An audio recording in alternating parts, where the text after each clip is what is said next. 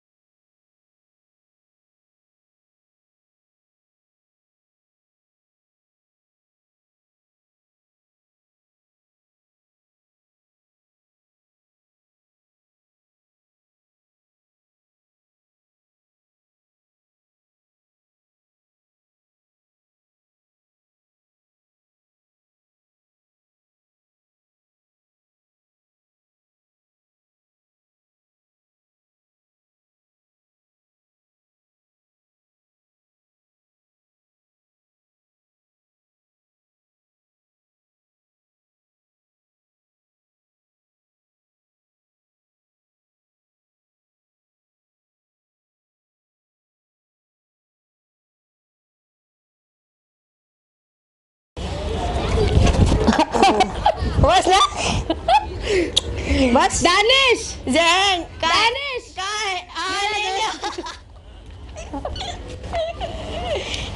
ये थी मेरी आइटम, पुरानी वाली आइटम। टी शर्ट छपाना है, प्रमोशन करना है, देख लो। हाँ, अगर आप लोग को नहीं मालूम है तो मैं बता दूं, 27 अगस्त सिटी पार्क 3 PM। ओके, अभी बहुत काम कर रहे हैं हम लोग ने, और ये अपने भाई भी आ गए यहाँ पे। सॉरी, हम लोग ने काफी दिनों से ऐसा किया, ब्लॉग नहीं डाला है क्योंकि थोड़े प्रमोशन में बिजी है और टी शर्ट्स भी हम लोग गिव अवे करने वाले हैं, जो गिव अवे करेंगे वाले हैं। और मीटअप है 27 आना है, फर्स्ट मीटअप है। हाय सही टाइम पे मिली मैं। सो देखो देखो देखो, हम लोग ब्लॉग कर रहे थे और ये हमारे से टकरा गई है, ये बंदी टकरा गई है। सो क्या बात है, आपने तो धूम मचा दी, एकदम मचा दी आपने तो एकदम। अच्छा। हाँ, तो आपकी इंस्टाग्राम की लिंक मांग रहे सब। हाँ। हाँ, क्यों? नहीं। शीज क्या बोलने का अभी तुमको? शीज क्या? मर्जी। तुम्हारी मर्जी क्या? अभी तुमको देगा तो दे दो ना कमेंट में। इधर आओ, इधर आओ, अंदर आओ, तुम अंदर आओ। पकड़िए सर के। किधर है? पकड़ो, गिरेगी नहीं ना भाई।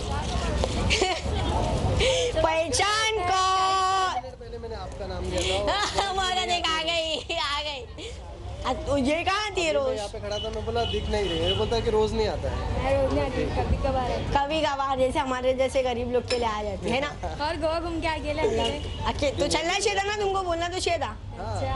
हाँ, कसम से बोल रहा हूँ। क्या कोलकाता। आप बोल रहे थे सब इसको ओवर क्या? हाँ, अरे वो चली से नहीं हो। लेने का वो सब दिल पे, वो ऐसे ही बोलते। हाँ, तबाही मचा रहे हाँ, हैं। आपके इंस्टा आईडी मांग रहे हैं सब लोग। सही में पागल हो गए। वो वाइट ड्रेस वाली कौन थी? वाइट हिजाब वाली। हाँ। ये मत सुन सुन के ऐसा हो गया हो। आपका इंस्टा आईडी डालता तो हैंग हो जाता है इंस्टा। हाँ। जो का आईडी बंद करना पड़ेगी मेरे को। के क्यों बंद करना पड़ेगी? रिप्लाई मत दो ना। मैं वैसे भी नहीं देती रिप्लाई। अभी प्रैंक बना रहे, सॉरी व्लॉग बना रहे, व्लॉग। पब्लिक बहुत बोल रही है ना भाई, इसको लाओ, बहुत तुमको लाओ। अरे व्हाइट स्कार्फ वाली कौन है भाई? बहुत क्यूट है। कमेंट्स पढ़ो जाके वाले उसके। अभी तुम्हारा थंबनेल डाले ना तो डायरेक्ट 150 सुनिए 7 लाख व्यूज बढ़ गया। 7 लाख व्यूज बढ़ा, 1.7 मिलियन व्यूज। अभी दूसरा बनाएंगे तो फिर कितना जाएगा वो? अयो बना रहा हूँ ना वो, इसके लिए। पागल छोरी शर्मा आ गई। ये मेरी पुरानी आइटम है, आराम से चल जाता। ये 1 साल पहले मेरी आइटम थी, है ना। बहुत डेट किया मैंने उसको, बहुत खाया। क्या बात। अच्छा बेटा, वाइट तो अच्छे से रहा।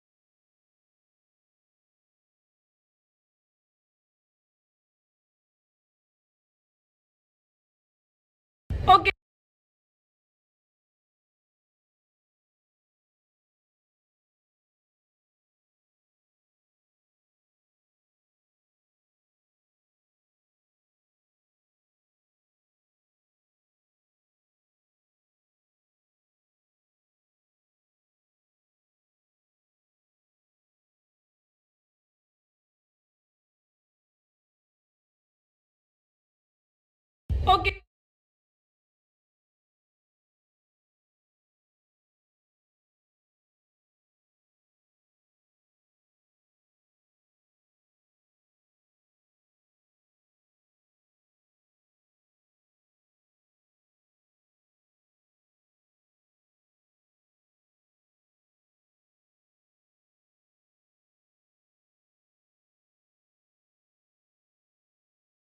Okay. ऐसा कैसे कर सकती है यार ये?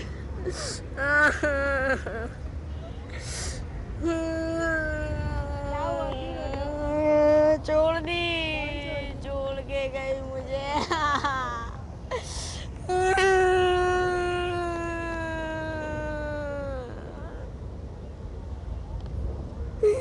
गांव से तेल मंगाई थी, नहीं लाया, छोड़ दी। ऐसा कैसे कर सकती है? 5 रुपए का था ना।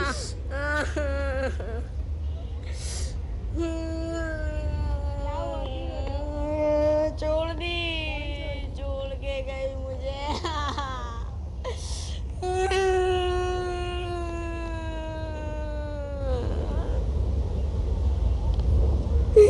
गांव से तेल मंगाई थी, नहीं लाया, छोड़ दी।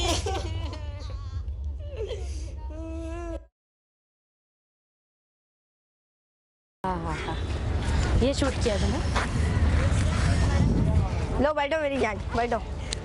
टी शर्ट उतार के साफ करूँ क्या? चलेगा? चल भाग, बैठ सीधे। इतनी अच्छी नहीं है तू, बैठ। चल। सो ये एक्सीडेंटली मुझे मिल गई, वहाँ मर रही थी। तो सरप्राइजिंग मीटिंग किस भी मिली मेरे को अभी एक। हाँ? अभी तो लिया, तेरे को क्या माना? पागल है बच्चे लोग हैं ना, कभी बड़े नहीं होते मतलब। तो बता तो मीटअप रखो 27 को, आ रही ना? सो ऑन द पॉइंट 27 अगस्त 3 बजे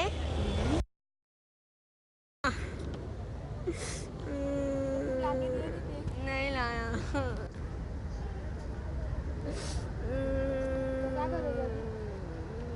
जान दूंगा नहीं, जान मत दो। तो अब मैं क्या कर रहा हूँ? मुझे अब वही बच्चा है, गाली में जान दे दो। मेरे तुम्हारे से मिलेगी क्या? पता नहीं, मिल जाएगी, तुझे मिल जाएगी। मैं छोटी बहन रहेगी ना? क्या बोले? मैं छोटी बहन रहेगी ना? हाँ है ना? हाँ, तो ठीक है, मिल जाएगी फिर।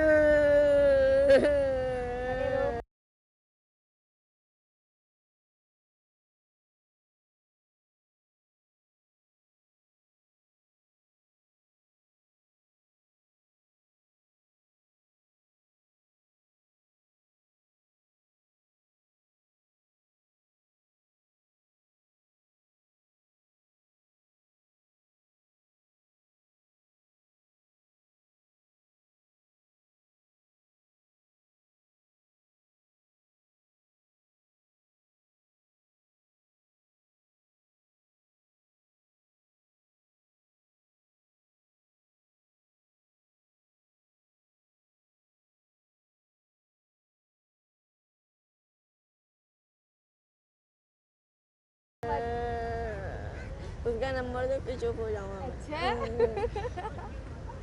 उसके बाद मोबाइल यूज करती है? तू इंस्टा यूज करती रहेगी? ना, इंस्टा भी यूज नहीं करती है। नहीं भी मैं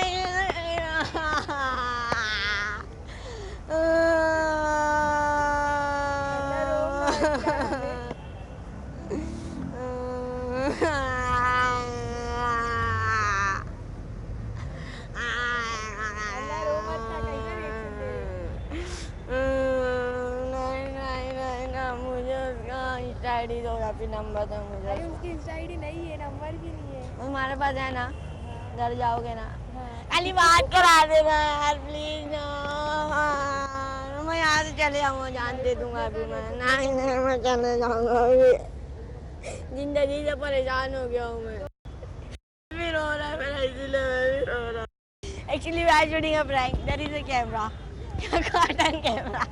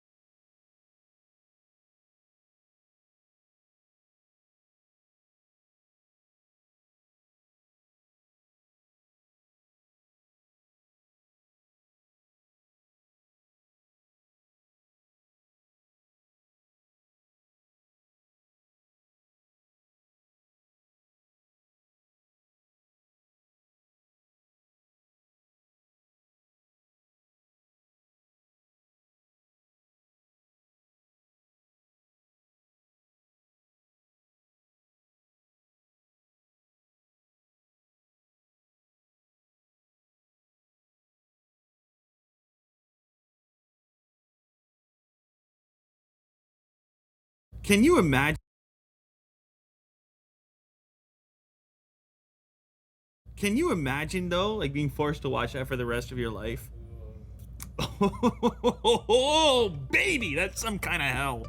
That's a nondescript box. That's a white box. There's no label, no nothing. It's Willie Doo. He gave me like an idea of what it is, but I haven't seen it yet. I know it's very fancy. I know it's very special. I know it's probably very expensive, but I don't even know if we've got an official price on it, because my understanding is that this thing is just over the top custom. I'm not sure that you can buy it. A custom phone, I believe it's an iPhone, ultra luxury is about to happen in this nondescript box. So here we go. Okay. Well, that's a logo. Not that I know what it means. It looks luxurious, though. Interlocking, universal, cosmic, unlock the gate, never-ending story type of emblem. Now, how do I just... Oh, all right. So here we have a brand on the back. Golden Concept Sweden. Holy moly, this came all the way from Sweden. How special. Is this a wooden... Oh, man. A leather cover that's lined with velvet. Beautiful wooden box. Oh, man. It's like some sort of mahogany polished. This is where you would typically find a fine watch or a fine piece of jewelry. Jack, we need to be careful. Okay, here we go. I'm doing this for you, right here. Ooh. An envelope first with... What? Oh my goodness. Hang on a minute. Oh, this is officially the craziest iPhone I've ever looked at, had. That is three-dimensional. This golden skull, diamond rose eyeballs, and some sort of reptile leather crocodile, and gold plating around the actual phone, real crocodile. This is the most luxurious iPhone on planet Earth. Imagine pulling this thing out. Like, it's not even a big deal. You're like, oh yeah, I got a phone call. Oh, man. Now, it is heavy as well. I don't know, is there real gold on here, Will? There must be. Got the Golden Concept logo at the bottom, Sweden. I feel like there's some gold in here. It smells like cologne. Oh, this lifts out. Ah, very nice presentation once again. Power brick, charge cable, ear pods for Unbox Therapy. Louis Hilsentegger, that of course is me, signed off by the CEO of the company. This is the first and only sample of our new skeleton edition soon to be launched. This unique iPhone XS Max is handmade by our master craftsmen to obtain the most beautiful finish imaginable. With a unique blend of the finest materials such as 110 grams of 18-karat gold, 137 pieces of diamond, and alligator leather, this item will cost around $25,000 USD.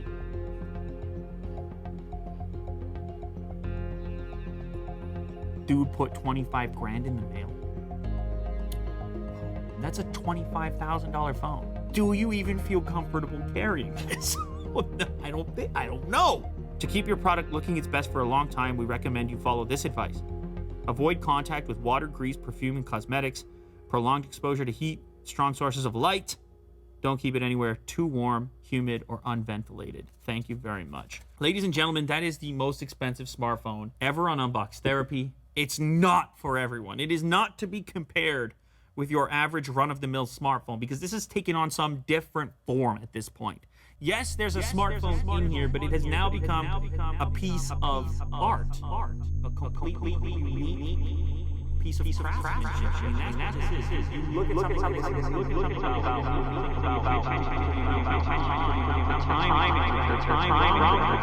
I don't know where to begin. I guess we should boot it up and make sure. It's got to be a phone still, otherwise, what's the point of all that?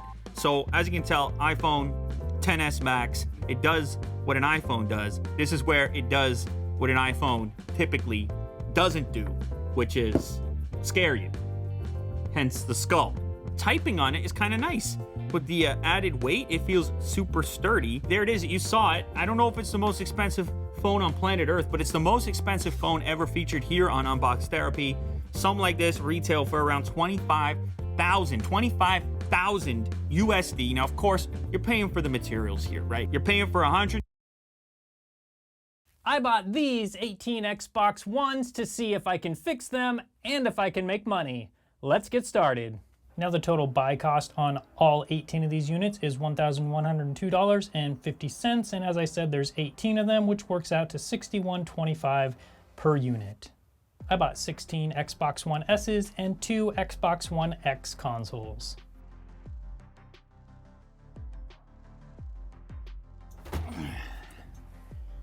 So how we're gonna do this is we're just gonna diagnose them one by one, and then we'll get all the repairs done after we figure out what's wrong with them. We're gonna start with these 5 right here. So let's take this one first and figure out what's wrong. You know you got them when you hear the click.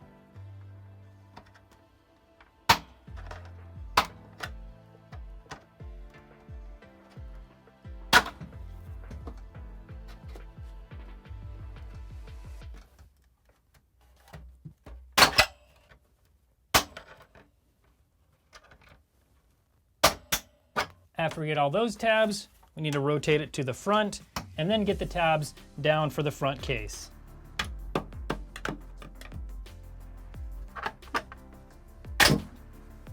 And there we go. Got the bottom cover off. Now we just take all these screws out, then we can take the guts out of the top case. For time's sake, I won't show you removing all these screws. All of these are T10s with the exception of these 4, which are T8. Now with the screws out, we can pull the top case away from the rest of the console. Just like that. Then we'll remove this board and this board, also using T8.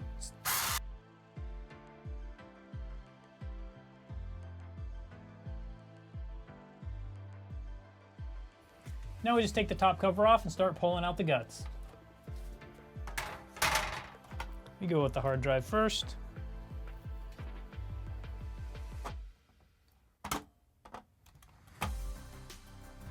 Well, this would be the first problem. The power supply is completely disconnected. So the first thing I'm going to do is just plug that back in. And then we'll plug it in again and see if it works. I do want to put this hard drive back in. It will turn on without the hard drive, but might as well just put it in since we have it here. We need to put the power board back on so we have a power button. Now let's try it again. What do you think? Is it going to turn on? Whoa. Don't think I caught that on camera. Had a little bit of smoke come out right here. Yeah. So we got a problem in this power supply for sure, but is it a problem in the power supply or is it a problem on the motherboard which is causing the power supply to short out? That's the question. So then do I dare plug my known good power supply in and take the risk of it burning out that power supply as well? Let's just look at the motherboard first. Maybe there's something obvious on the motherboard that will tell us whether there's a problem there or not. Actually, I'm looking at this down here. Look at that. That sure looks like there could be a problem there. Let's get this motherboard all the way out and have a look under it. Okay, now I have the motherboard out. I'll get you guys a close-up look and let's see if we can figure out what's going on with the motherboard. So right here is where it looks kind of like burned in black. I think you can see that on there. Also, I need to get this fan off so we can look at all the power rail MOSFETs and check those out. Anytime I show this part of me taking the clamp off, I always get all these comments, "Steve, you're doing it wrong. You don't know what you're doing. You're a moron." But you know, I don't really care. Got to do what works for you. This is what works for me right now, so that's what I'm doing. Just wait, you read the comments after you watch this video. You'll see what I mean. Okay, now what do you think? Is there going to be burned out components under here? Let's check. And I see nothing obvious. So these guys burn out a lot. Right here. These are MOSFETs. And I don't see anything obvious connected. So if there's pins here that are shorted out, direct short on this board, right found there. Back this layer more and more, this top layer, you can see that there's another layer here coming from. So we've got a lot of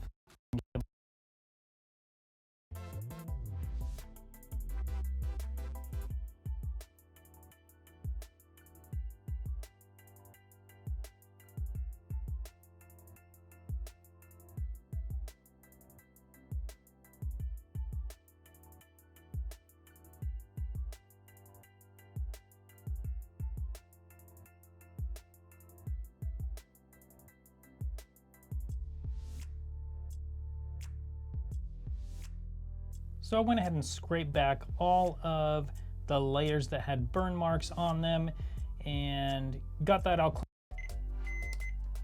It looks like that threw it down. So there must be some more of a short some.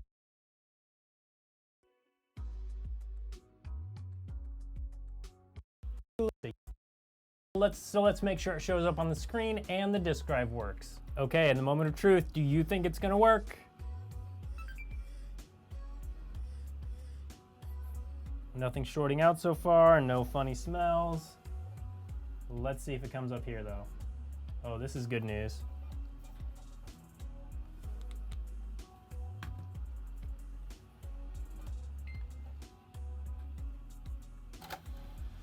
Hey, we've got a disc in here.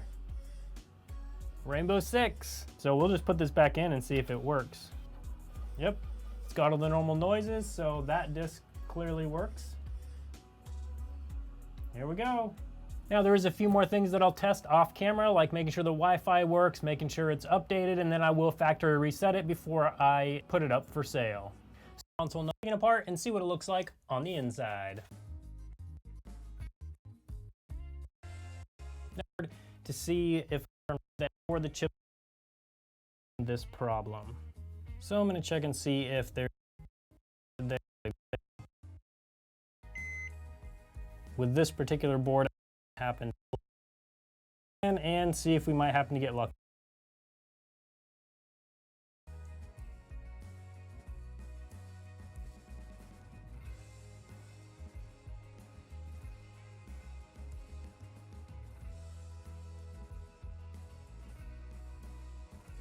Now we have this chip replaced. Let's see if we get lucky and it will work now. And let's try it. What do you think? Is it gonna work? I don't think it's going to.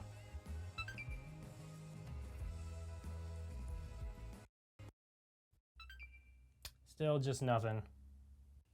Without a schematic, there's just coming out number 4. We're gonna save this one till a little bit later, see what ideas you guys give me, and see if any of those will fix it. So for number 4, it's stuck on the update screen. It does seem to turn on normally and work normally other than that, so let's see if we can get that one figured out. Okay, so this is the problem we're having. I'm guessing that at least part of it is because it's not connected to the internet, so let's try that first and see if it, hopefully maybe this one will just need an update. That would be awesome. The fan noise is definitely annoying. It seems like the fan blades may be hitting the heatsink or something. I'm not totally sure, but we gotta figure that one out. Okay, now it's gonna check for updates.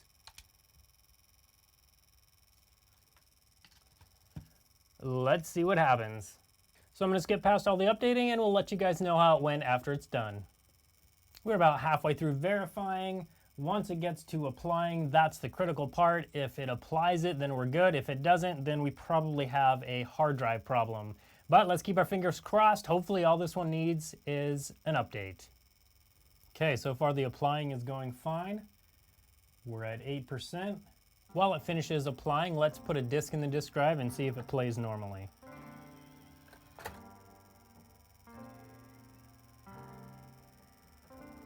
And it does sound like it plays normally. So, on this one, it's looking really good so far. Just hopefully it'll finish applying that. I'll go through and set up my account and everything off camera to make sure it all works, and I'll update you guys if there's any problems. But next, let's see if we can take care of this fan problem. So, here's the thing with the fan. Listen carefully. You hear that? Anytime I press on this just a little bit, you can hear that it changes it. Actually, now. Okay. This is like a piece of this foam stuff right here, it looks like. What do you think? Do you think that fixed it? So I'm gonna call this one fixed. If I find any problems while I'm setting it up and stuff like that, then I'll let you know for sure. But I think number 4 is officially fixed.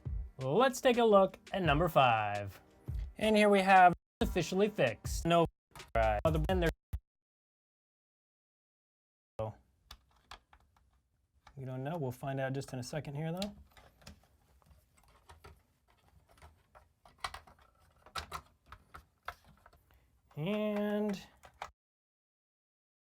have another one, partial power. I'm gonna look at the motherboard on this a little bit, see if there's anything obvious, but unfortunately this may be another one. This would be number 3 that has the partial power that can be very difficult to trace down and sometimes impossible.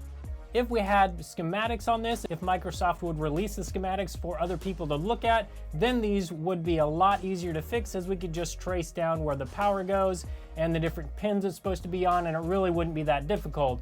But unfortunately, they keep all that held tightly, and there's just no way to get that information. So unfortunately, many of these consoles that could be fixed can't be, because there's just no way to trace down the problem. Well, that's what I was afraid of. All of these components look really good. I don't see any problems there. So unfortunately, this one is gonna be another one that has a partial power that's just not fixable. Now, that's one thing I knew about going into this purchase of 18 Xbox Ones, is that they do have this problem. So my hope is just that we can fix enough to offset the ones that have this problem, and then we can use the parts from these and put them in the other ones that might have other problems. So I'm hoping that's gonna work out. The other thing is we do have 2 Xbox One X's, so if we can fix those, that will really recoup a lot of our cost. But it's gonna be hard to know for sure, as there's been 3 so far that I don't think are gonna be fixable. So when we add those 3 to the other one that doesn't have the disk drive, so it doesn't matter if we fix that one, it's still not gonna work because it has to have the disk drive. That means we've only fixed 2 out of 6 so far. Hopefully the next lot of 6 will go much better, and you can find out about that next Friday in my next video. Thank you guys so much for watching, and I hope you have a good day. In my last video, I tried to fix 6 broken Xbox One S's. I was only able to fix 2 so far. Let's try the next 6. Also, for any of you that are interested, I'm gonna keep these ones that power on partially and then power back off, and do another video about trying to fix those, as those will take a lot longer to fix. So those probably won't be in this video series, but I will make another video about those in the near future. So today, let's start with number 7. Number 7 is missing a power supply. Hopefully that's all. Let's get it opened up and see if there's anything else missing. The good news is that it looks like it's only missing a power supply, so I'm gonna plug in a known good power supply and let's see what it does. Listen carefully. Well, that's a new one. Actually, it's not totally new. I think I have heard this one other time. We got a chirping coming from the power supply. So I'm gonna tear this one down to the motherboard. Let's see if there's anything we can tell on it. If not, we might have to save this one for our other video, where I'm gonna be taking a look at all the power problems on the Xboxes.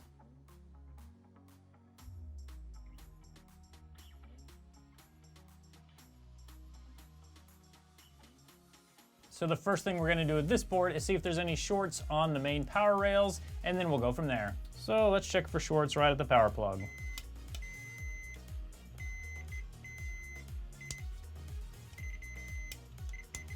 Okay, so we've got a direct short on the power rail. So first thing we're gonna do is check all the MOSFETs along here.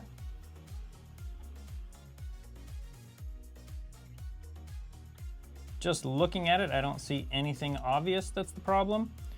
So in that case, what I will do is I'll take it and put it under my scope, and then we'll just start taking parts off until the short goes away. So I'm gonna get us set up under my microscope, and let's see if we can find the short.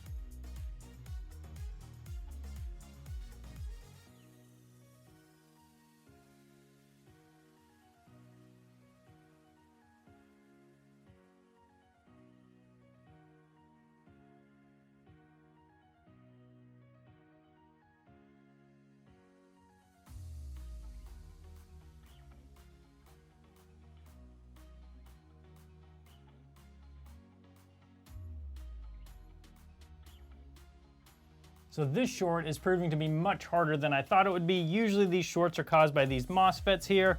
I've taken all the MOSFETs off. I've taken a bunch of the other stuff off. The main power management chip I've taken off, and there's still a short. So I'm gonna have to look at this one off camera for a little while because I don't wanna be recording for hours and hours. So I'm gonna put this one aside for a little bit, and we'll take a look at it a little bit later after I've had the time to look at it off camera. Let's take a look at number 8. And number 8 actually seems to have all the parts, so let's plug it in and see what it does.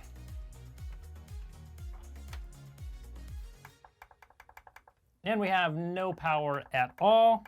So first thing I'll do is try a known good power supply and see if that gets it working. The nice thing about this is it does look like at least all the parts are here. Let's put a good power supply in.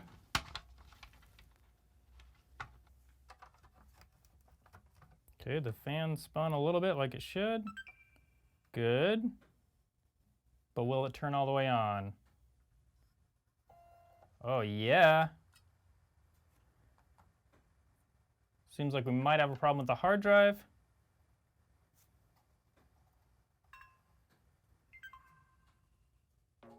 And then it turned off. Okay, let's plug it in.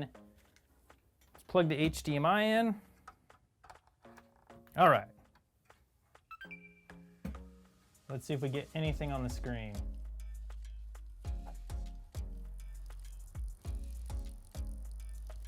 The hard drive is bad.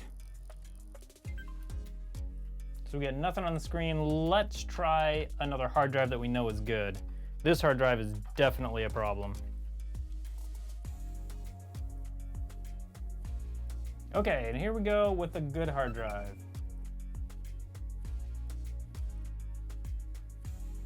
There we go. Okay, this is actually great news. It means that we just need to get this hard drive set up, get the software on it, and hopefully this one will be working. Let me try a disk real quick.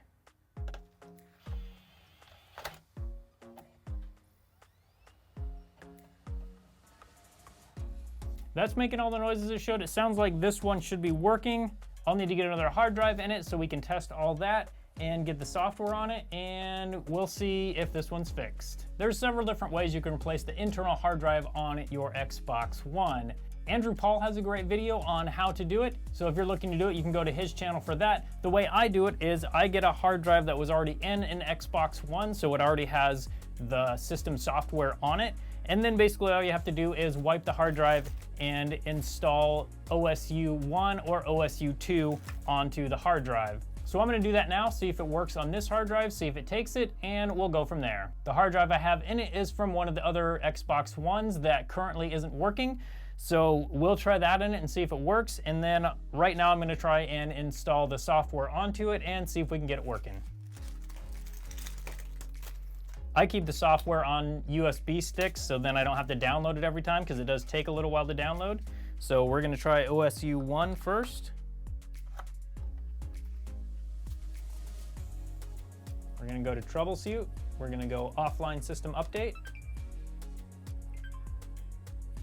Okay, so it shows OSU 1 doesn't seem to be working for it. So what I'm actually gonna do is reset the Xbox. We're gonna remove everything. So that'll take a minute to do, and then we'll try OSU 1 again. Now I'm sure there's probably better ways to know which OSU 1 or OSU 2 it needs. This is just how I do it, just because it's easy and quick.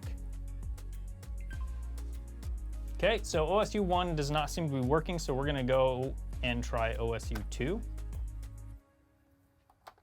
And if OSU 2 doesn't work, then I'm gonna go and try OSU 3. And if that doesn't work, I'll unplug it fully and make sure it's fully off, and then I'll plug it back in and try it all again, and usually that'll get it to work.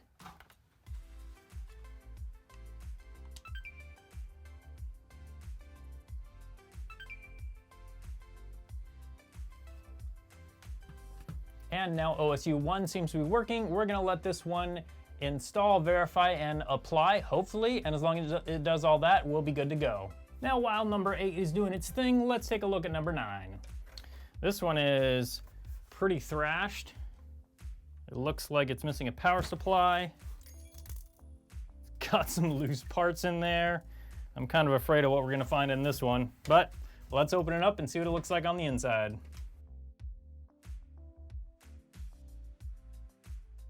Okay, it looks like we have still error E100 on number 8. So I'll have to figure out what's going on there. We'll restart it first. The hard drive that I put in could have been bad, or it could have been some fault with the update.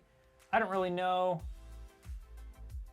but most likely it's a hard drive problem. So I'll probably try a different hard drive in that in a minute, but right now I'm gonna keep looking at number 9.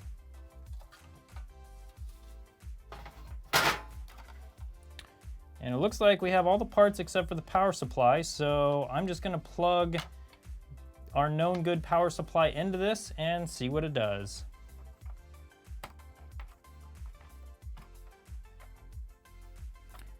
Okay, let's see if it turns on. Makes the noise, but no power. Yay, another one with partial power. Ugh. Well, it's clear to me I'm gonna have to do quite a bit of work offline on these partial power ones to see if I can get something figured out on them. Like I said, I'll probably make another video about it just on these, simply because I have so many so far. Let's take it apart the rest of the way and just see if there's anything we can see that's obvious on the motherboard. Okay, just looking to see if we can see any obvious problems here. I really doubt we'll be able to, but you never know. Sometimes luck does happen with these. So I don't see any obvious problems with this motherboard, so we're gonna put it in the pile of partial power for testing another day. And number 10, this one also doesn't look great. Also, my hopes for making money on this lot, or even be able to fix most of them, also don't look great. But let's keep going, you never know, maybe we can fix a bunch more of the rest. So number 10, you can see somebody's definitely been into it, tried to open it incorrectly, of course. So let's open it up and see what it looks like on the inside. So it looks like all the parts are here. I'm gonna plug this one in and see what it does when I try and turn it on.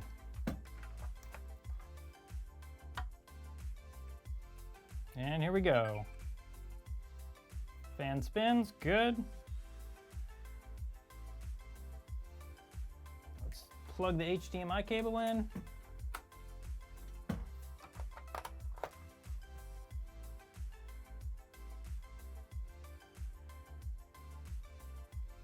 Good so far. Let's check the disk drive.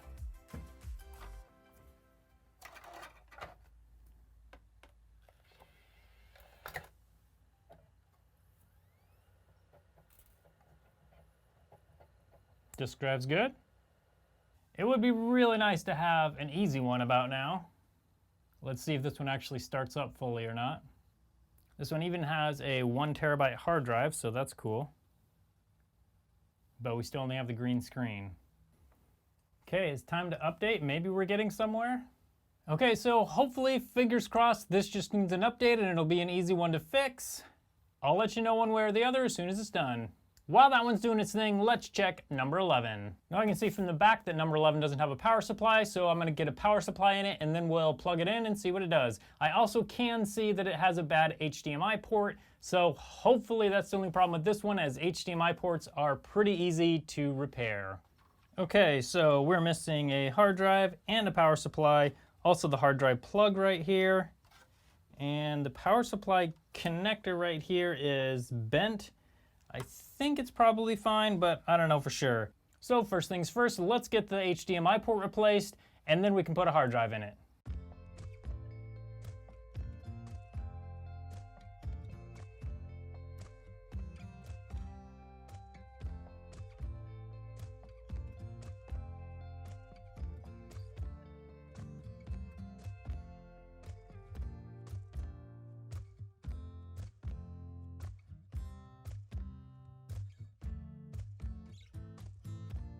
Okay, HDMI port replaced on number 11. Number 10 is looking good. Need to sign into my Microsoft account and go from there. That all looks good. I'm gonna do that all off camera. If there's any other problems with this one, I will show it on camera. But at this point, I think we can assume this one's gonna be fine. Let's check number 11. And here we go, number 11. Let's see if we get anything on the screen.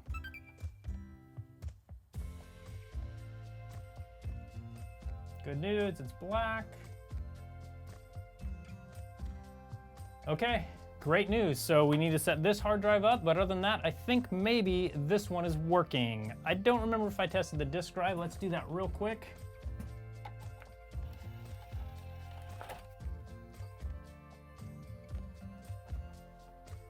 Yep, disk drive sounds normal. Okay, and I think this one will be another one that we will be able to fix. So we've had two fairly easy fixes, at least what I think. We need to finish getting these all set up and I'll let you know how it goes. So I think I have number 8 and number 10 finished now. I'm gonna plug them in, just make sure they work 100%, and then we can move on to number 12. And here is number 8.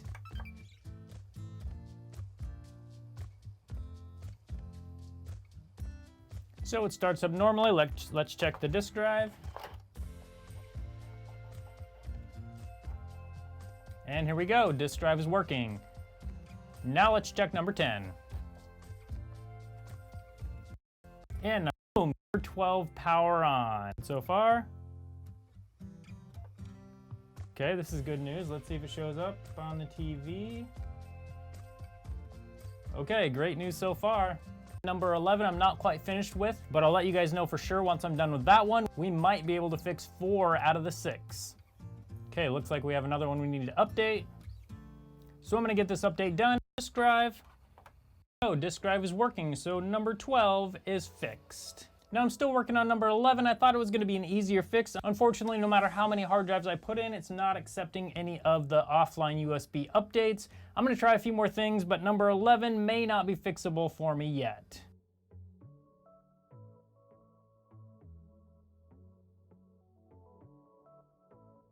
So for number 11, no matter how many hard drives I try on it, it gets all the way down to applying the update, gets to about 15.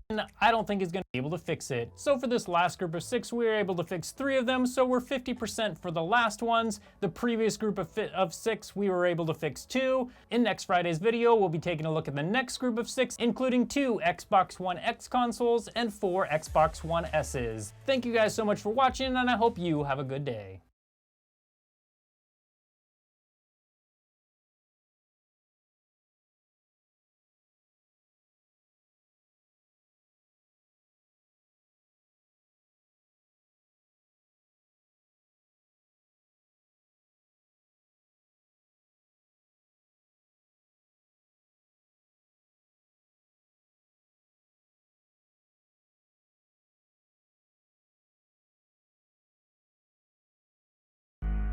People's thinking, and it can break barriers. I think it's a great way of doing it. Like many aspiring young cricketers, I wanted to play here at the home of cricket and represent my country. I visualise hitting 6s into the crowd and taking wickets in front of thousands of fans. But only handfuls earn that privilege. Even fewer come from the British Asian community. Moeen Ali, the poster boy of English cricket, is set to be a key figure for England in the Ashes tour taking place in Australia.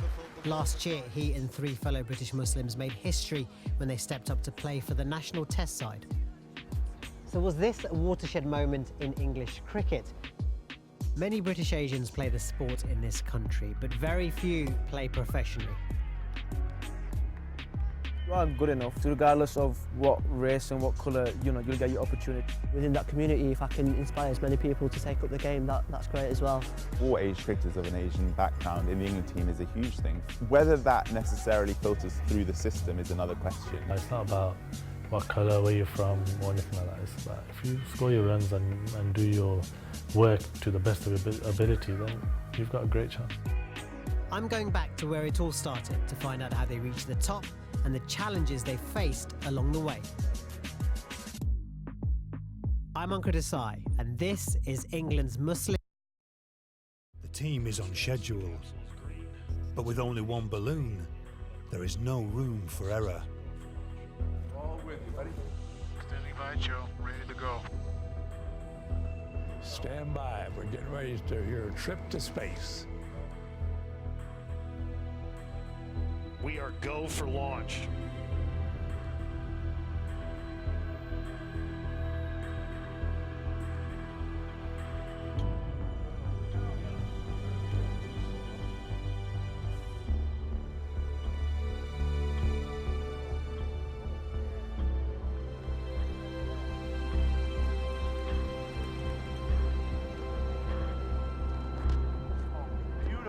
Come on, beautiful. What?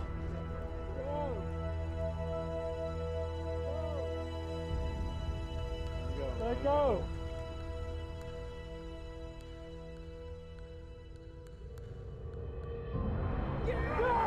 Release.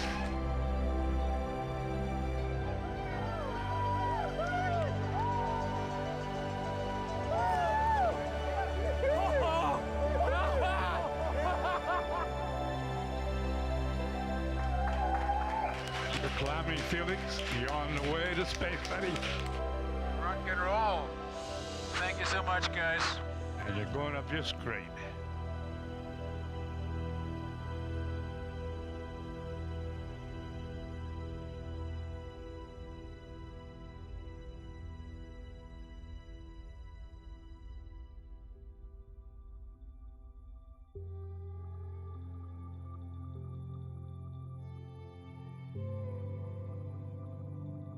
Felix, you're going up at 1,200 feet per minute, right on track.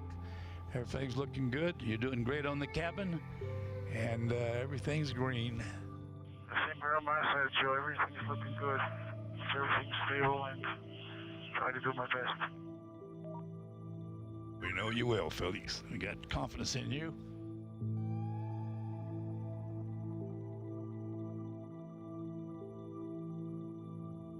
There's a good view of the airfield down there. Yep. You're past about 30,000. You're doing 100 miles an hour. And you're moving across New Mexico. 100 miles an hour? Really? Actually 112 right now. You're flat moving out.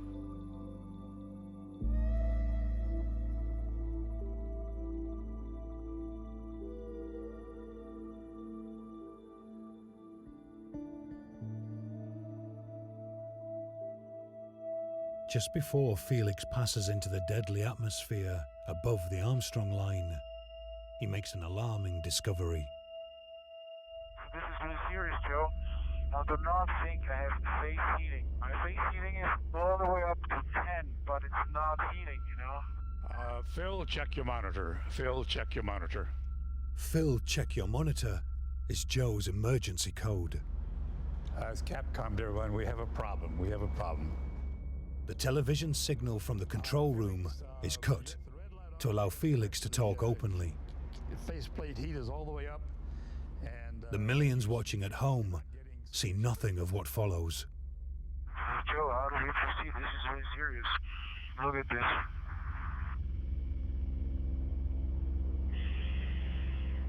Inhale, clean the visor, not beneath. If Felix has no faceplate heat, his visor will keep fogging up.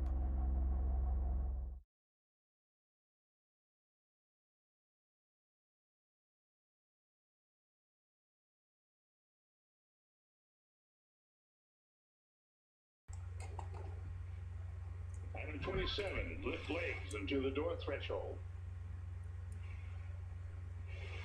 Legs are at the threshold. Item 28, slide the seat forward.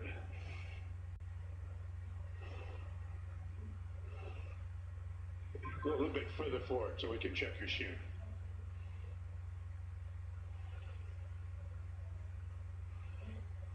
Your chute's okay, Felix. I say it again. Item 31, your chute integrity is checked. Your parachutes are not deployed.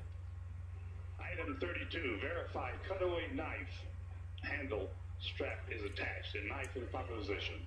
Say Roger if it's so. Roger. Okay, chest pack faceplate heat is on. Make certain that is on and you got a red light. Faceplate light is on.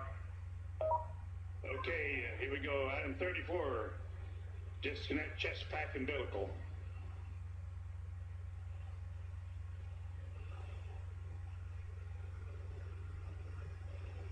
Okay, do you read me, Felix, on the communications?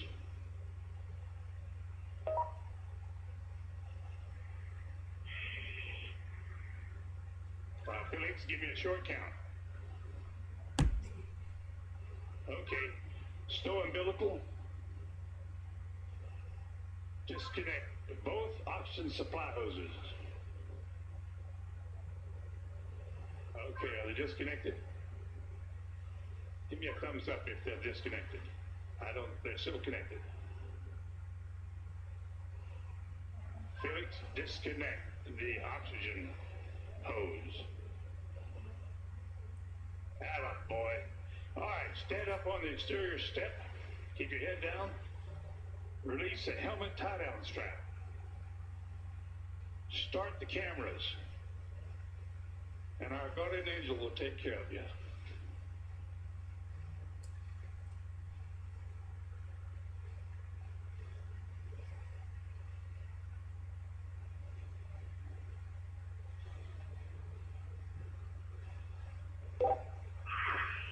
Alright, now, the hole in this one, at least 50, what I can see. Sometimes, you have to bring up really high. I'm going all around. Jump away.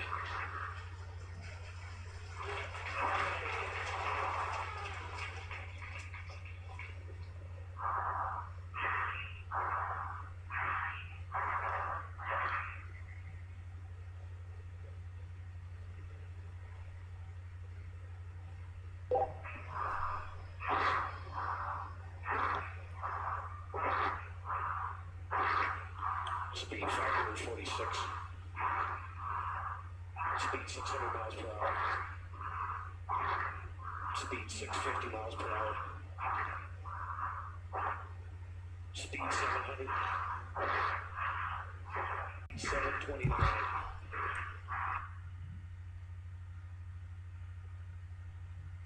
What happened? And then decelerating.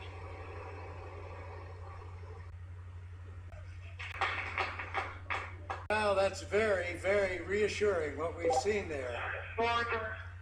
That high speed drop, and now you can see from the little dot, there's the applause. He said something, but he's in controlled descent. 2 minutes into free fall.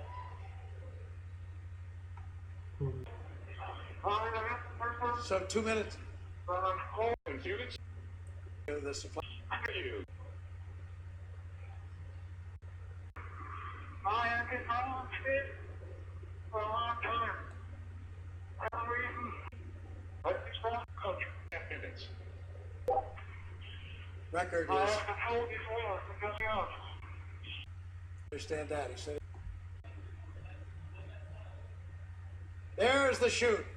There's the chute.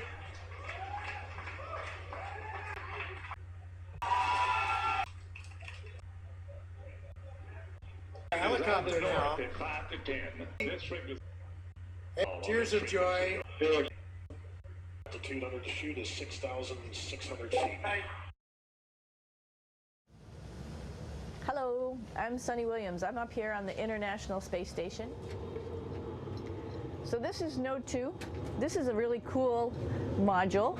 Of course, most of these modules you'll see they have 4 sides and they're put together. That way we could sort of work on a flat plane, either a wall, a floor, another wall, or the ceiling. But you know, again, all you have to do is turn yourself and your reference changes. The reason I'm bringing that up is because this is where 4 out of 6 of us sleep. And so people always ask about sleeping in space. Do you lie down? Are you in a bed? Not really, because it doesn't matter. You don't really have the sensation of lying down. You just sit in your sleeping bag. So here's one sleep station right here. I'm going in right now. You can follow me if you want. So I'm inside. It's sort of like a little phone booth.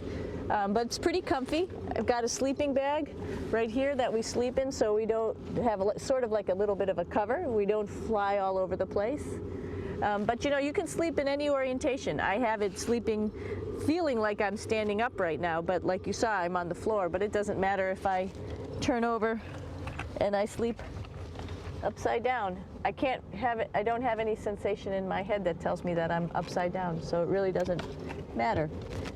The sleep station is also like a little office. We've got a computer in here. As you can see, we've got a couple little toys. I've got some books. I've got some clothes and other things that make it sort of like home. I'm coming out. And just for reference, that's one sleep station. This one's another, right here. There's one on the ceiling, if you want to call it, right here. And then there's a fourth on the other wall over here. So all of us sleep in a little bit of a circle. All right, come on back. There's more to show you.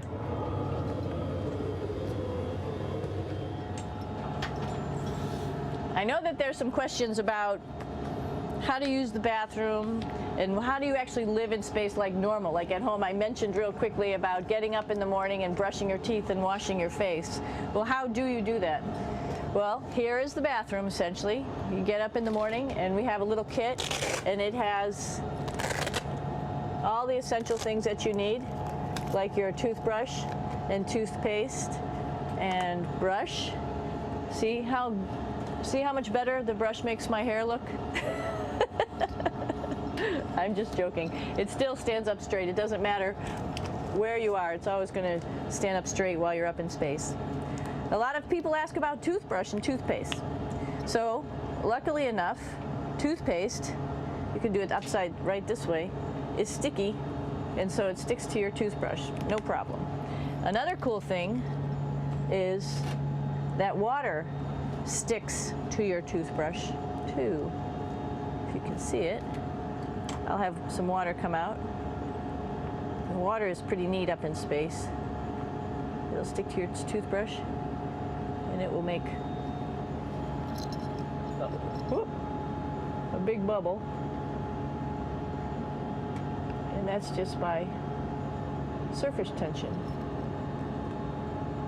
And then you can drink it. So a lot of people ask about what do you do with the toothpaste after you brush your teeth.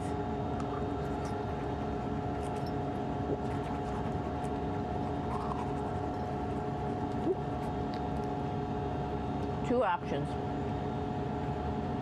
Swallow it, and it's sort of like mouthwash, but it tastes a little gross. Or you can just spit it out in a paper towel, and then you don't have to worry about it. Swallowing thing I wouldn't recommend at home. I'm only up here for 4 months, so it's not that bad. One of the most pressing questions about living in space, of course, is the bathroom. So let's take a look at that little piece of work. Come on in.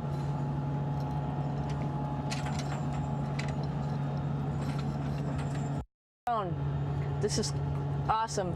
You might see the little, you might have noticed the little moon on the outside. This is our orbital outhouse right here.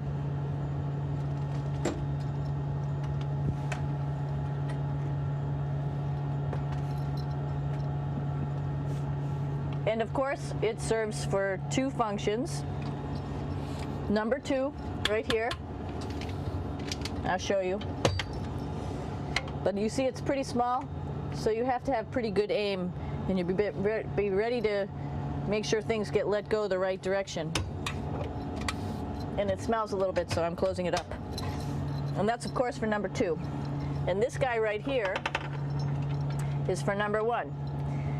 So they're sort of two slightly separate functions, but you can do a little, essentially both, by hanging on right here and doing number 1 and number 2.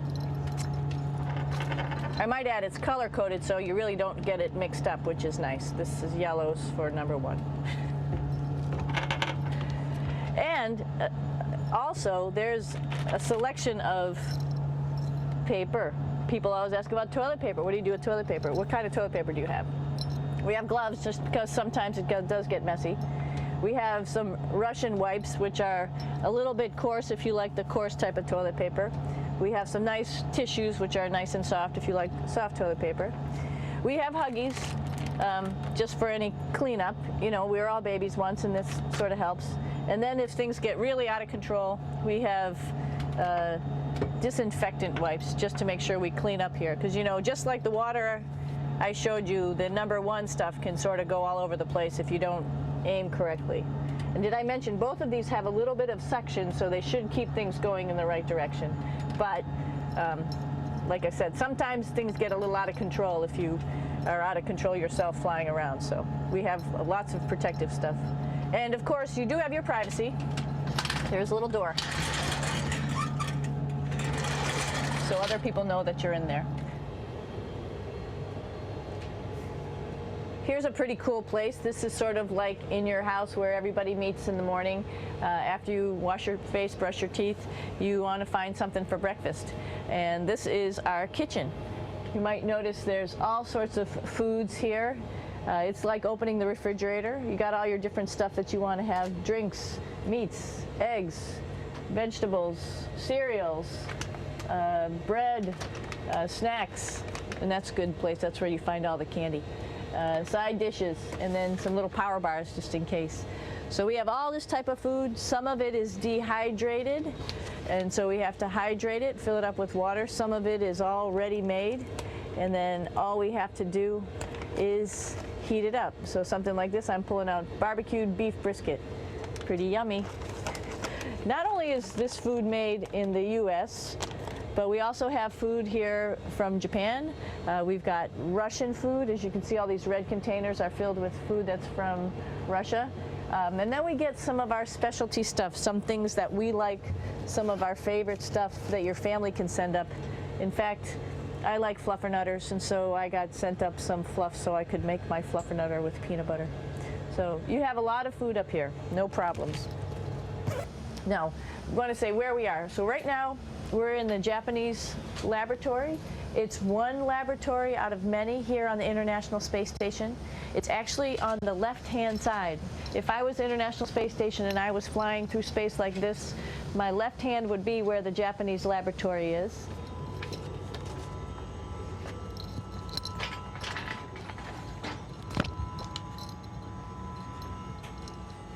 So now again, we're on the right-hand side, all the way on the right of the International Space Station. This is Columbus, the European module. It has science experiments all over. You could see it looks a little bit crowded. And here we do a lot of our medical experiments.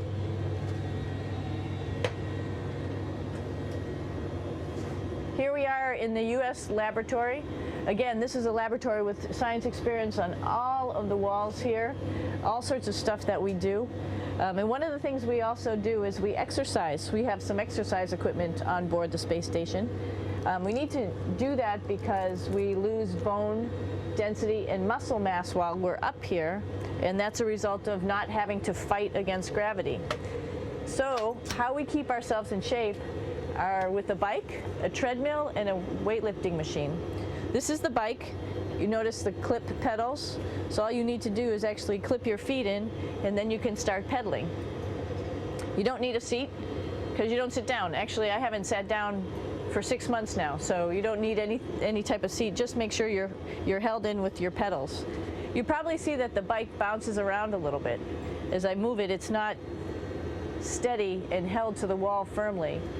And the reason for that is the space station is pretty big. You saw that there's also solar arrays on the space station. If we start putting any forces into the space station, it's going to make those solar arrays bounce around a little bit. So to prevent that, the machines bounce around a little bit, move around a little bit, and that way we don't put any forces onto the structure of the spacecraft out to the solar arrays. All right, a little farther on. Come on.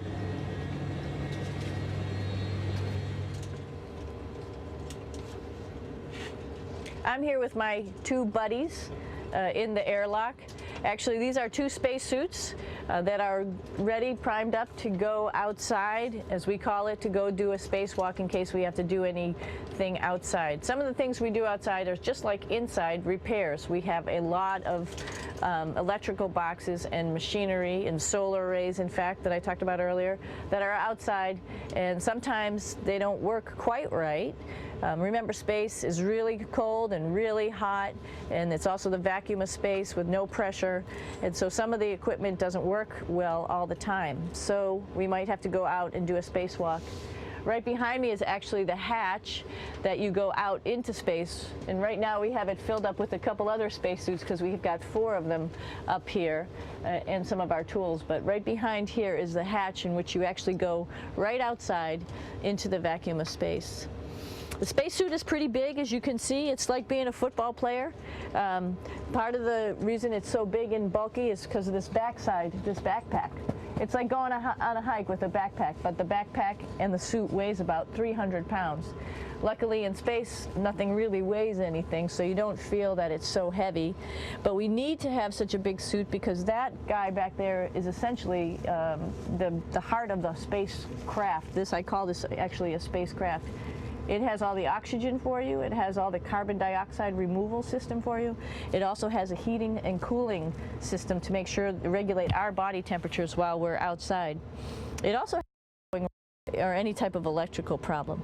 So it's a pretty awesome little spacecraft, and actually got to go out, use my little spacecraft a couple times, and it worked like a charm. Lucky that it works very nice. You might want to see what the helmet looks like. It's pretty cool too. We don't usually go out like this, so you usually can see when the helmet's open. So you can see what it looks like inside. Somebody's little head would be inside of here. So you can see, you can turn your head all the way around while you're inside of there, but the helmet stays still. So that's determines how far you could see. And it's usually pretty sunny out there, so we have to wear our sunglasses, and this is our sunglasses right here, which make you look pretty cool.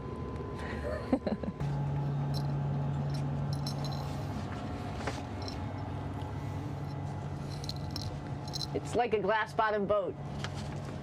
This is the cupola. It sticks down below the space station. It's one of those places you find yourself hanging out in all the time because all you want to do is look back at our planet. I think some questions I had were about what do you do in your free time? And you can't help but want to just come to the cupola and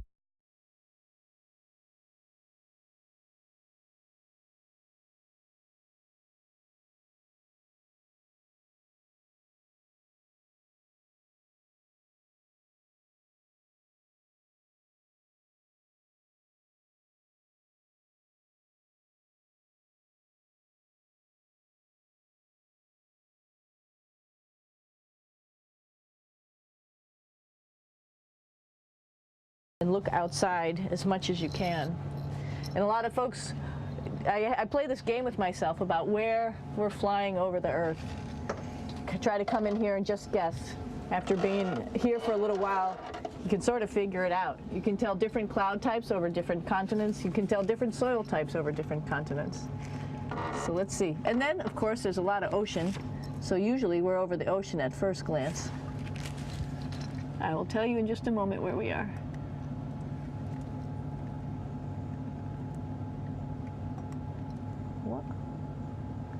There we go. So right now we are right over Africa. It's a little bit cloudy, as you can tell, but we're right over the continent of Africa. Hey, what's that? I think that's a Soyuz spacecraft. That's the spacecraft that's taken us home to planet Earth today. Oh my gosh. We might have to go take a look at that. That's pretty cool. It's a little bit smaller than the rest of the spacecraft, the space station, so you'll see if we go there, it'll be a little bit more crammed.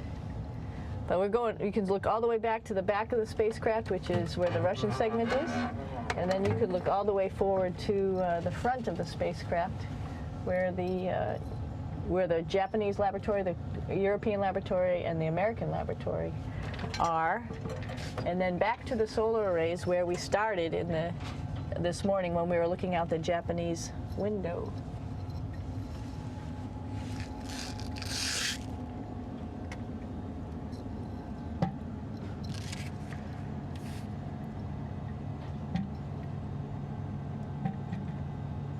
So other questions that were here are, what would you recommend as a job, and to what type of person would want to be an astronaut?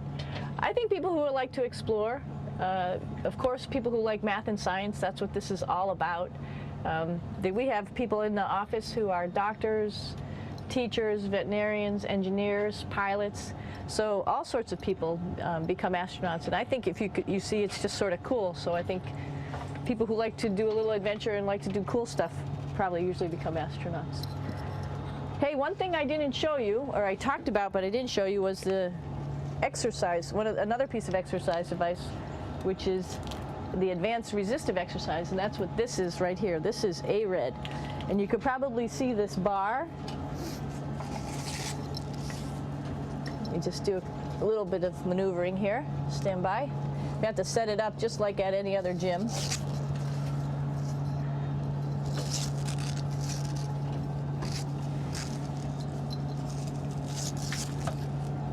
Hold on.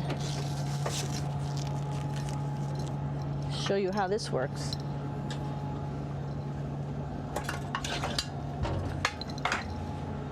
So you can see you can change your attitude just by going from one module to the next, going up from the cupola down here.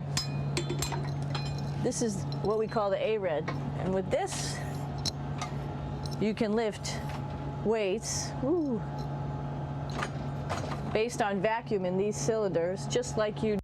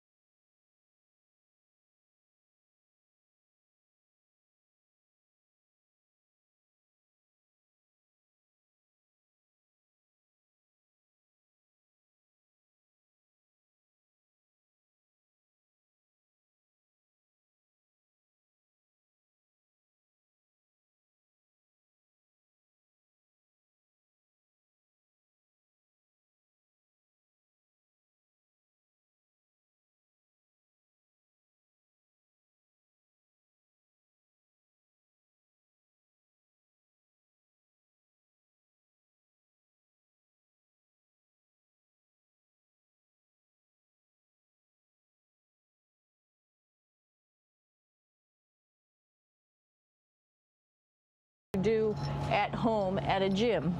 For example, if I wanted to do a squat, I could do it like this. Oops. I should need some weight on this thing. I'm not lifting with anything, so it's too easy. One of the cool things you could do things that you can't do at home. For example, single leg squats with just one leg, because the other leg, you won't fall over. So all sorts of stuff. You can also do bench press. We have a bench that we could add on here, so you can work on your beach muscles.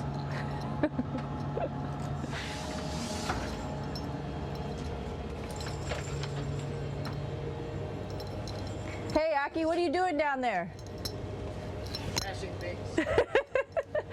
This is one of the cool things about space too.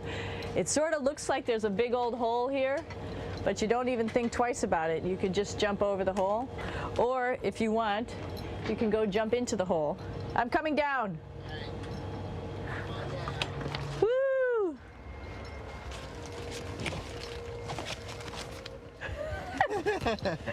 Then you can come right back up again, like Superman. Woo!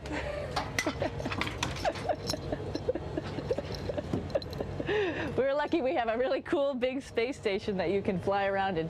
That's actually called the PMM. You might have saw it out the window. It's a big silver canister. What's really great about that is it's essentially our closet in our pantry, or whatever you want to call it. We have extra food down there, we have extra clothes, we actually throw the trash out down there. So it's nice and organized, and we have all of our stuff that we need while we're working in all these other modules all stowed in this location down here. And it's a lot of fun to play in. So we're going into the Russian segment. Be ready. You don't need a passport either.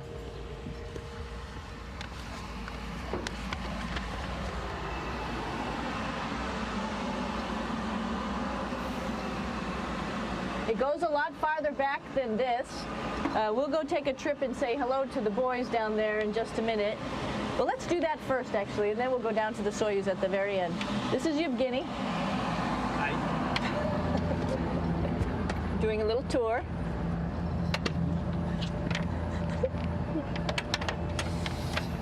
This is the FGB, and what's cool about this module, it is actually the very first piece of the space station that came up in 1998. The space station has been around for about now, manned for 12 years, but it's been up in space for about 14 years. And this was the very first. It is like the Russians' PMM. It has a lot of storage, as you can see.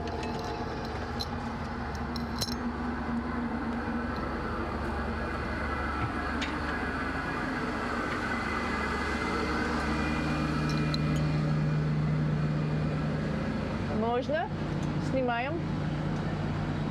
Чуть-чуть. So here we are in the heart of the space station, really. This is the service module. This is the central post. In case we had any problems, I know a couple of the questions are about what type of things do you have to worry about. And some of the things we have to worry about in space are fire. If we had a fire, if we had a depressurization, like we were hit by a micrometeorite and it made a hole, or if we had some type of toxic atmosphere. We use ammonia for our radiator, so there is a possibility that ammonia could come into the vehicle, and then it would be bad for all of us. If we have any of those problems, we come right here, which we call the central post. It is the main heart of the space station. It was also the first computers that came up here that ran the space station. And so behind this wall right here are these main computers. So we gather here as a group of 3 or 6 and then figure out how we're going to either fight the fire, patch the hole, or solve the toxic spill. And what's cool about this module, of course, it's the central post. It also has great windows right down toward Earth. It has controls to fly in visiting spacecraft if they need some assistance right here.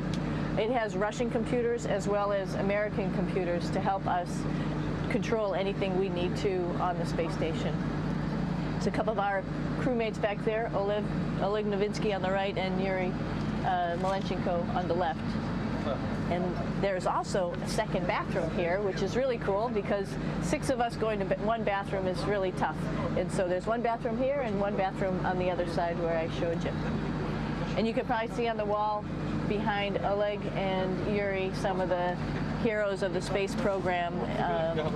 Korolev, Sergei Korolev, who was a chief designer of putting men into space, and of course on the right-hand side, Yuri Gagarin, the first man to go into space. So just reminds us of our roots. Yuri, what are you doing? Что делать? Making coffee. Oh. Black coffee. Yeah. Looks good. Okay. Спасибо. We're going to check out our Soyuz real quick. Make sure it's ready to go. All right, back to the Soyuz.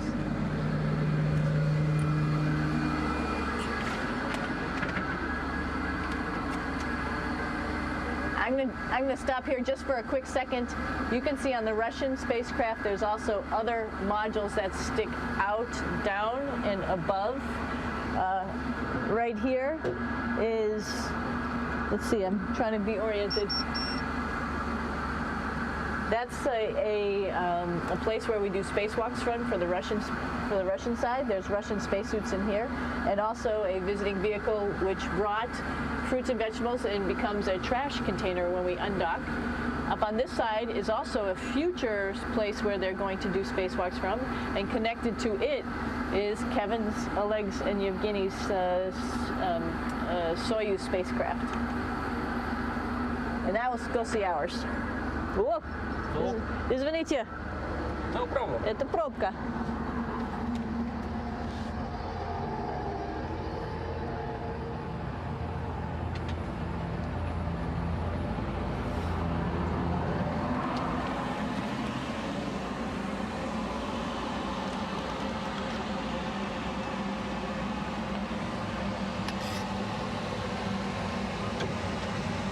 Coming down.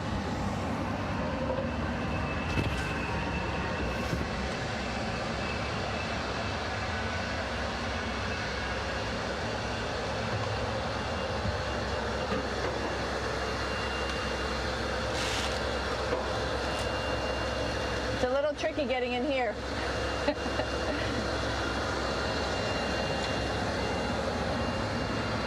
This is the docking probe right here, this big thing. This helps us connect to the spacecraft. This probe actually sticks into this cone, and that's how the spacecraft, our Soyuz, becomes connected to the ISS initially. That is then replaced by clamps, which are around here, that will allow the two spacecraft to be stuck together. And then you can remove the probe and the cone.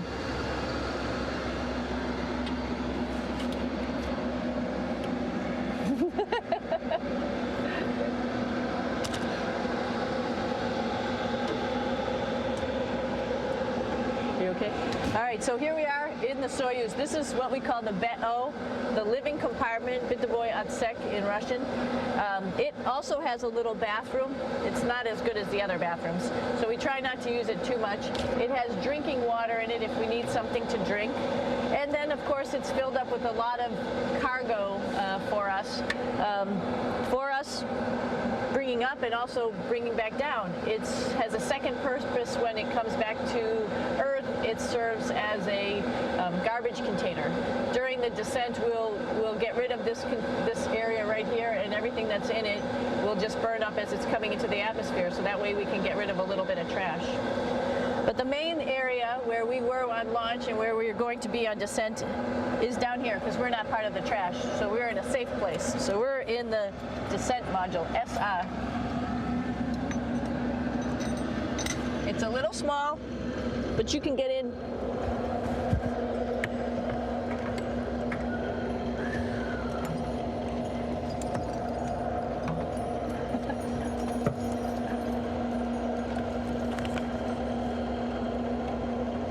Not sure how well you could see in here.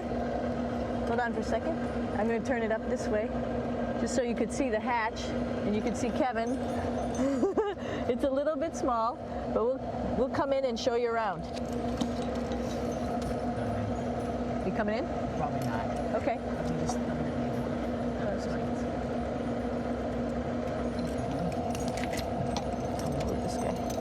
Got to move a couple things. We were just starting to get ready. We're preparing a couple days ago for our ride home.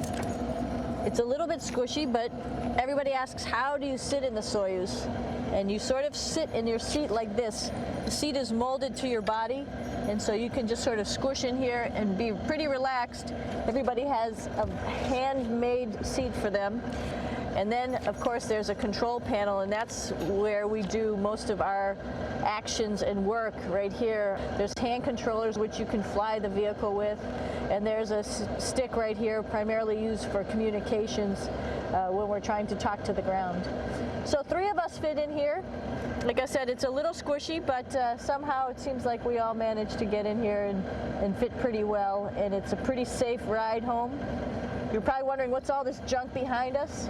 Well, it's all of our parachute, first of all, and then it's all of our survival gear, just in case we end up landing in some strange place on the planet and nobody's there to rescue us right away. We have all sorts of survival gear with us, keeping us safe in here. So that's pretty much 3 of us fit in here, and like I said, it's a little squishy, but within the next 12 hours, pretty shocking.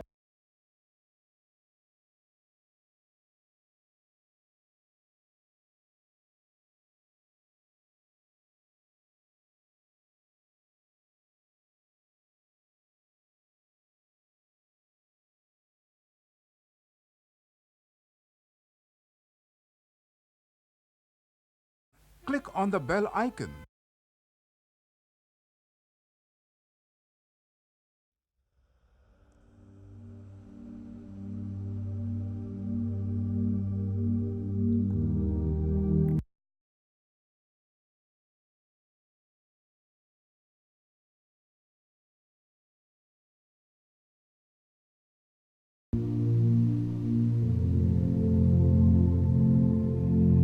Click on the bell icon.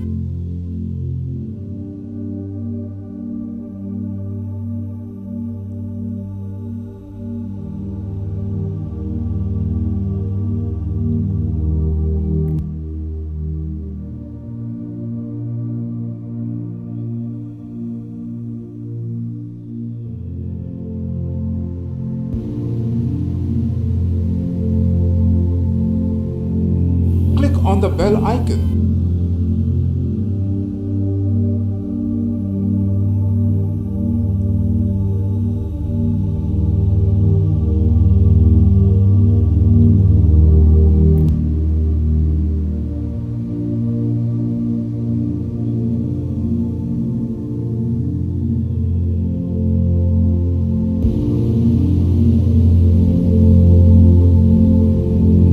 Click on the bell icon.